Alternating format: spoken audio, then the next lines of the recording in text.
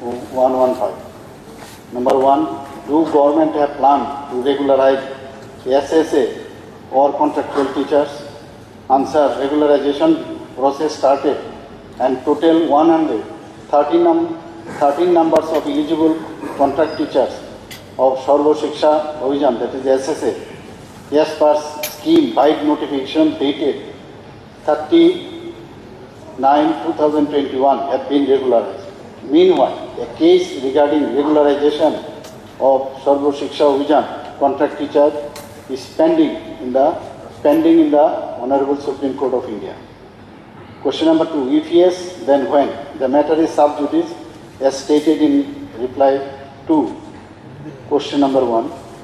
Number 3. If not, then why? The matter is sub judice as stated in reply number 1. Supplementary, sir. Our state is yet to regularize them. Sir, in 10 years, one MSCPS is applied. Now it's more than 20 years, so 2 MSCPS should be applied. Sir, SSA teachers are fully qualified now in terms of RTE Act and NCTE regulation. Sir, they have completed their DLED also from recognized institutes. And sir, now already it is grouped and categorized as 1, 2, 3 ABC. We all know, sir, what kind of duty they are doing, be it mid-day meal duty, be it taking charge over the school, be it BLO, election duty, service. And sir,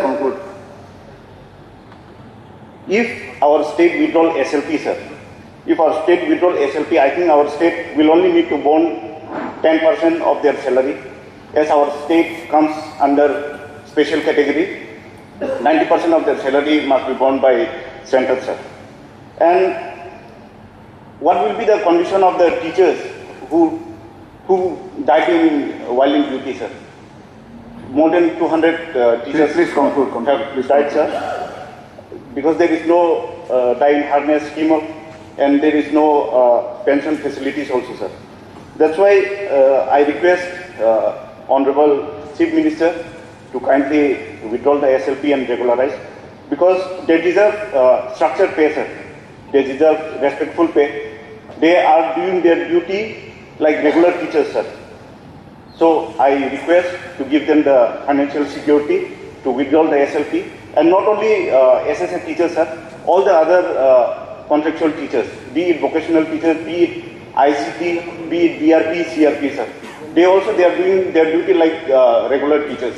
So this will be my earnest request to the Honorable Minister to kindly withdraw the SLP and regularize them. যে কোনো government আসে তাদের একটা electoral একটা commitment থাকে, electoral commitment of present government that all contractual and this kind of engagement will be made permanent, that is they will be regularised. তো এই ক্ষেত্রেতে এখন সরকার করেনি, কিন্তু কোর্ট এটাকে তাদের পক্ষে দাঁড়িয়েছে এবং বলেছে করার জন্য। এবং আমরা যদি দেখি এই বেশ কিছু গভর্নমেন্ট, ইভেন আমাদের নেইবারিং গভর্নমেন্ট আসাম, আরও এরকম কিছু গভর্নমেন্ট সেই ক্ষেত্রেতেও এরকম সমগ্র শিক্ষা অভিযানের টিচারদেরকে সমস্ত সুযোগ সুবিধা দিয়ে রেগুলার করেছে। এবং মাননীয় সদস্য তিনি বারবার বলেছেন যে এই ক্ষেত্রেতে সরকার সেই কোর্টের ভার্ডিক্ট এটা কার্যকরী না করে উল্টো সুপ্রিম কোর্টে গেছেন, এসএলপি পিটিশন ফাইল করেছেন। তো এখানে আমি এই সেদিন বাজেট পেশ করার দিন মাননীয় এই ভারপ্রাপ্ত শিক্ষামন্ত্রী তথা মুখ্যমন্ত্রী খুবই কর্মচারীদের প্রতি সদয়, তিনি 5% দিয়ে ঘোষণা করে দিয়েছেন এই চলাকালীন সময়তে। এই ক্ষেত্রেতেও যদি একটু এশিওর করেন যে এই হাউসকে এই যে না ঠিক আছে, এটা সাবজুডিস ঠিক আছে, সাবজুডিস তো ম্যাটার অফ দি গভর্নমেন্ট, কালকে স্ট্যান্ডিং কাউন্সিলকে দিয়ে পিটিশন উইথড্র করে নিলেই তো হয়ে যায়, তাহলে সাবজুডিস তো আটকাবে না। কাজে গভর্নমেন্টের যদি সে সদিচ্ছা থাকে, a sub judice is nothing, tomorrow it can be উঠন, ওয়েদার দি গভর্নমেন্ট, মাননীয় মুখ্যমন্ত্রী এই এসএলপি সেই সদয়তা দেখিয়ে এটা উদ্বোধন করবেন কিনা। তাদেরকে রেগুলারাইজ করার জন্য হাইকোর্ট, মাননীয় ত্রিপুরা হাইকোর্ট একটা অর্ডার দিয়েছে। এই অর্ডারের বিরুদ্ধে রাজ্য সরকার তাদের রেগুলারাইজ না করে এটা এসএলপি দাখিল করেছেন অ্যাপেক্স কোর্ট।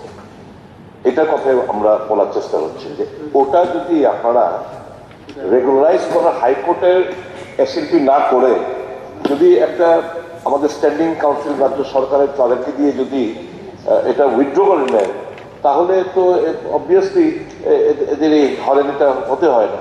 ওটার কথা বলছেন। আর আরেকটা যেটা বলছেন আপনি, সেটা হচ্ছে ওই যে রিসেন্টলি যে ফিক্সড পে নেওয়া চলবে না, তাদেরকে রেগুলার করার যে অর্ডারটা, ওটা বলছে না, সমগ্র শিক্ষা অভিযানের কথা বলছে। আর দেশে যখন ওটা কেন বলবো না, same thing applies to that also. Both the cases, instead of filing an SLP before the apex court, our appeal to the government is যে আমাদের রাজ্যের ছেলেদের এটা রেগুলারাইজ করার যে একটা অভিপ্রায় আপনাদের as per your commitment in the before the assembly elections in your manifesto, that should be fulfilled. Other states are doing so. Why not this government? এটা হচ্ছে আমাদের মূল বক্তব্য।